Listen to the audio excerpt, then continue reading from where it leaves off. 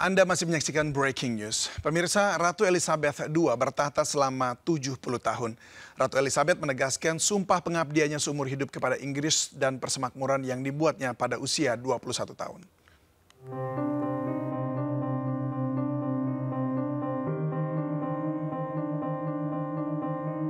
Kepergian Ratu Elizabeth II tidak hanya meninggalkan kedukaan bagi keluarga serta warga Inggris. Penerus kerajaan Inggris yang akan mewarisi tahta menjadi pertanyaan semua pihak. Disebut-sebut Pangeran Charles akan meneruskan kekuasaan kerajaan Inggris setelah kepergian mendiang Ratu Elizabeth. Ratu Elizabeth II merupakan pemimpin terlama yang menguasai kerajaan Inggris selama 70 tahun. Elizabeth Alexandra Mary Windsor lahir pada 21 April 1926 di Mayfair, London Pusat. Elizabeth merupakan anak pertama dari Duke dan Duchess of York yang kelak menjadi Raja George VI dan Ratu Elizabeth Ibu Suri. Pada tahun 1947, Putri Elizabeth menikahi Pangeran Philip di Westminster Abbey dan dikaruniai anak Pangeran Charles, Anne, Andrew, dan Edward. Tahun 1953, Elizabeth II dinobatkan di Westminster Abbey di depan ribuan tamu yang berkumpul. Di tahun 1977, Ratu Elizabeth menegaskan sumpah pengabdiannya seumur hidup kepada Inggris dan persemakmuran yang dibuatnya pada usia 21 tahun.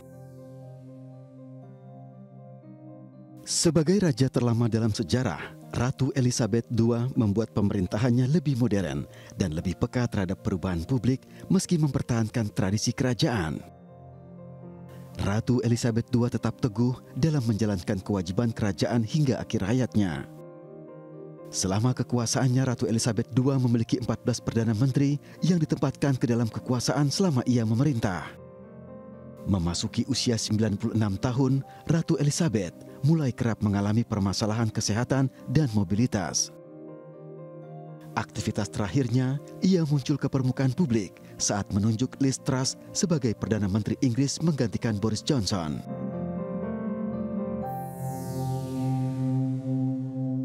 Semasa hidupnya, Ratu Elizabeth II menggunakan soft diplomatic dalam pendekatan kepada negara-negara dunia. Lalu, seberapa besar pengaruhnya bagi Britania Raya dan seberapa besar juga dampak meninggalnya Ratu kepada politik dunia dan negara persemakmuran?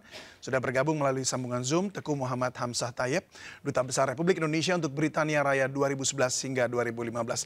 Selamat sore, Pak Hamzah. Selamat sore, Om David. Wah, sehat Pak ya? Alhamdulillah. Ini sekarang ada di Indonesia atau di Inggris nih Mas ini? Udah kembali di Indonesia. Oh, sudah kembali di Indonesia. Nah, Pak Hamzah, ini pertanyaan saya. Pak Hamzah, selama bertugas di Inggris, itu apakah sempat bertemu langsung, bertatap muka dengan Ratu? Alhamdulillah, ada beberapa kali saya ketemu. Pertama kali adalah ketika harus menyerahkan credentials sebagai Duta Besar Indonesia. Itu saya harus menyampaikannya sendiri secara langsung di Buckingham Palace. Tetapi prosesnya, ini yang agak kena terus terang, kita kan bertemu dengan Ratu Elizabeth yang udah sekian lama bertahta di kerajaan Inggris, ketemu berbagai macam pimpinan negara, and there was saya harus menyerahkan credentials kepada beliau. Jadi satu hari sebelumnya itu, kita dipanggil oleh protokol dari Buckingham Palace. Dijelaskan bagaimana prosedurnya besok. Nah, dia cuma bilang, Ambassador, you will be standing tomorrow di depan satu pintu yang tertutup, tapi Anda harus membayangkan dan memahami bahwa di belakang pintu itu Ratu ada berdiri. Nah, itu dari pertama itu aja kita udah mulai oke. Itu maksudnya apa maksudnya? Itu habis karena kita mesti jangan mungkin ribut, mesti tenang dulu, karena Ratu udah di dalam situ. Nah, langkah kedua dia bilang, nanti you will be alone. Anda akan sendiri di depan pintu, tidak ada akan yang mendampingi dari protokol. Pintu dibuka, jangan bergerak, bongkok dulu sekali.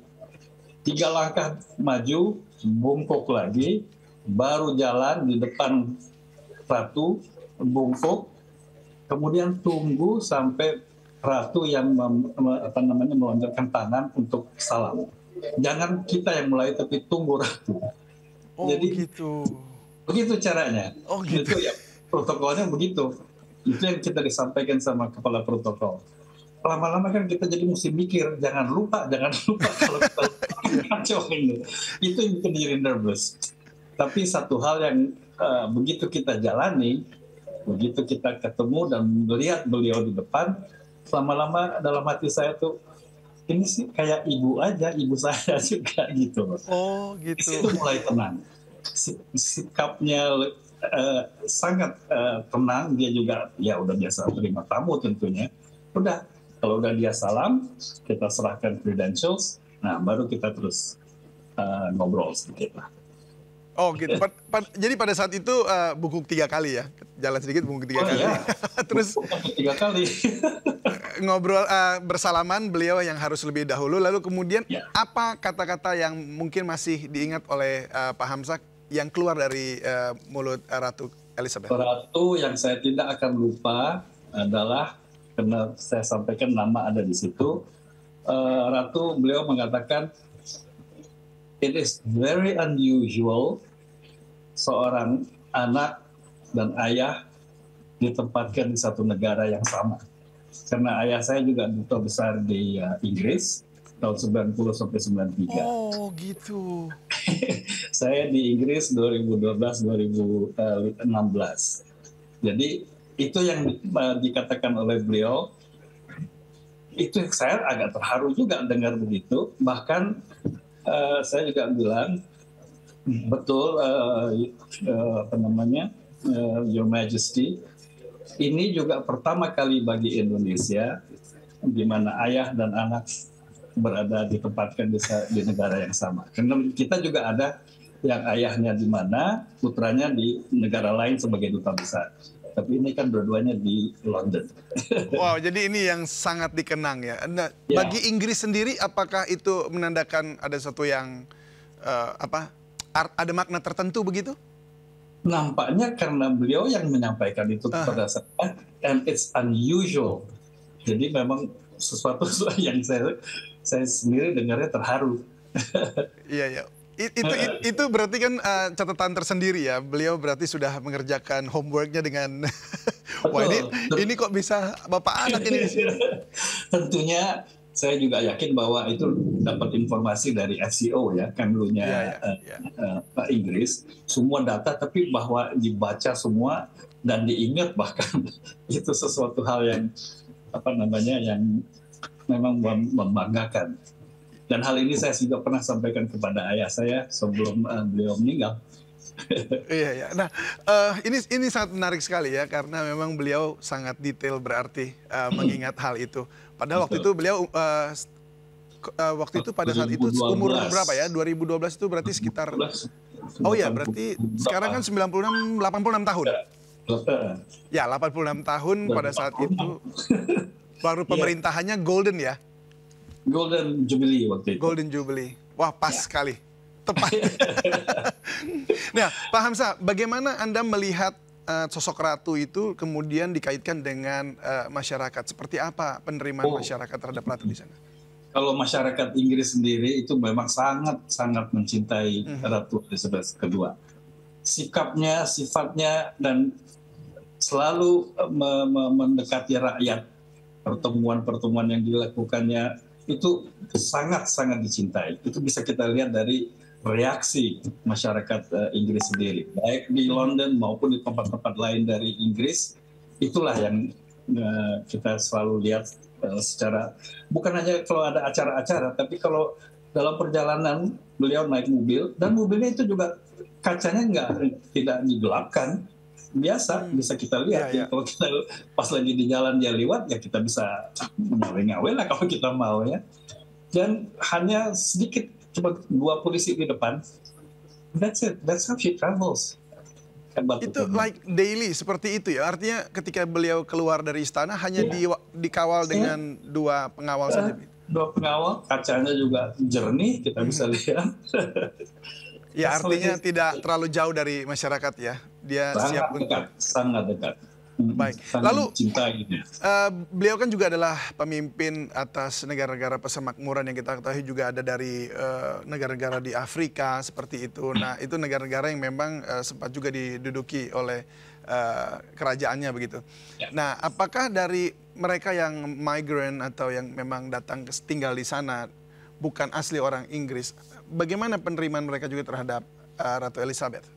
Makanya kalau kita lihat sejarah mereka, di mana mereka ya awalnya adalah menduduki negara-negara itu, tapi kan dianggap sebagai bagian dari Inggris. Makanya kalau kita ke Inggris itu banyak orang-orang yang bukan asli dari Inggris, tapi datangnya justru dari negara-negara ini yang kemudian jadi persemakmurannya Inggris.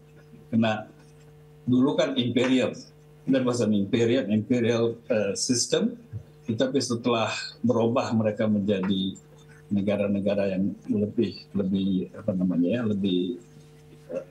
merdeka kalau mau dibilang, they became the Commonwealth, gabung dalam Commonwealth di bawah Inggris. Nah itu makanya jadi berbedanya dari koloni menjadi Commonwealth lebih sama semua. Oh, dan banyak yang tinggal di Inggris, dan banyak yang balik ke Inggris orang-orang itu. Oke, jadi tapi nggak ada jarak ya antara Ratu dengan imigran-imigran itu tadi misalnya. Itu kalau udah mengenai itu sama aja buat Ratu. They are all the subjects, juga bagaimanapun juga Commonwealth di bawah mereka. Semua subjeknya dari Inggris. Nah, kalau sepengetahuan Pak Hamzah, itu apa saja sih sebenarnya prestasi dari Queen Elizabeth II ini? Buat saya, begitu jadi berubah dari imperium menjadi Commonwealth, that's it. Dia bisa mempertahankan Commonwealth ini dengan sistem yang baik, dan itu kan tiap tahun ada pertemuan The Commonwealth. Itu semua datang, all leaders datang, semua duduk rame-rame di Ratu di tengah. Itu kalau ada pertemuan Commonwealth. Jadi itu bukti bahwa itu semua sama. Mereka semua sama. Ya, tentu dari kawasan kita bisa lihat yang dari Malaysia, Singapura, Brunei, Australia, New Zealand juga datang ke situ. Oke. Jadi memang ini Ratu ini punya peran sentral sekali di situ ya. Iya, tetapi kan memang beliau memberikan apa istilahnya ada kekuasaan yang secara masing-masing negara mereka boleh mengelola negaranya begitu ya. Lalu sebenarnya apa sih yang perannya Inggris sendiri dalam membantu Commonwealth ini jadi negara yang baik, yang lebih baik gitu?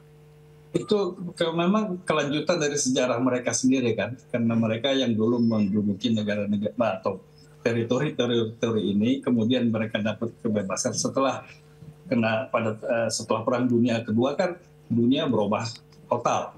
Banyak negara-negara yang dikolonisasi, semua jadi lepas, merdeka. Ratu ini salah satu yang bisa tetap mempertahankan daerah-daerah yang bekas koloninya, tetapi udah berubah, bukan hanya koloni sebagai kayak yang dulu lagi, tapi diangkat menjadi Commonwealth, makanya makmuran, makanya persemakmuran, Commonwealth untuk semua mereka ini. Baik. Difference. Baik, mengingat bahwa sekarang beliau sudah passed away, lalu diganti oleh Pangeran Charles yang sekarang menjadi Raja Charles ketiga ya.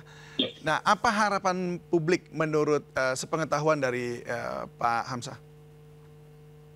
Ini satu hal yang agak nggak mudah ya bagi King Charles III meneruskan apa yang ibunya sudah laksanakan. Karena bagaimanapun juga kan rakyat Inggris paham bagaimana dulu dengan Princess Diana segala macam. Oleh karena itu kalau kita dengar sekarang kan untuk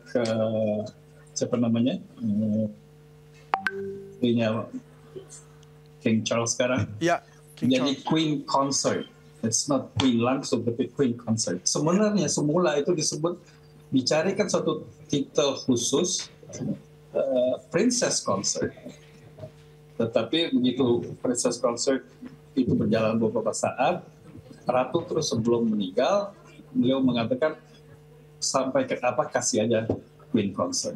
Maka sekarang jadi Queen Consort. Itu alasannya apa itu, Pak Hamzah? Karena statusnya itu kan, di Inggris ini masih tidak bisa terima keluarga kerajaan yang menikah dengan orang divorcee. Itu ya, karena ayahnya Queen Elizabeth juga, bukan ayahnya, sebelum ayahnya jadi raja itu kan abangnya. Tapi kan kawin dengan what's her name itu, yang divorcee juga. Makanya dia abdicate. Oleh karena itu terus ayahnya Queen Elizabeth yang jadi raja. Jadi masih di sistem Inggris itu untuk yang di keluarga kerajaan apalagi yang masih yang. Tapi pada akhirnya pun diberikan ya Queen Consort tadi. Tapi ada consortnya itu. Ada consortnya tadi itu ya. Ada istilah itu. Baik, Pak Hamzah, mungkin ini satu hal yang terakhir. Apakah kepergian Ratu ini akan mempengaruhi Brexit? Kalau kita lihat sistemnya Inggris itu kan monarki konstitusional. Jadi masalah pemerintahan itu memang dipegang oleh Perdana Menteri yang juga baru terpilih.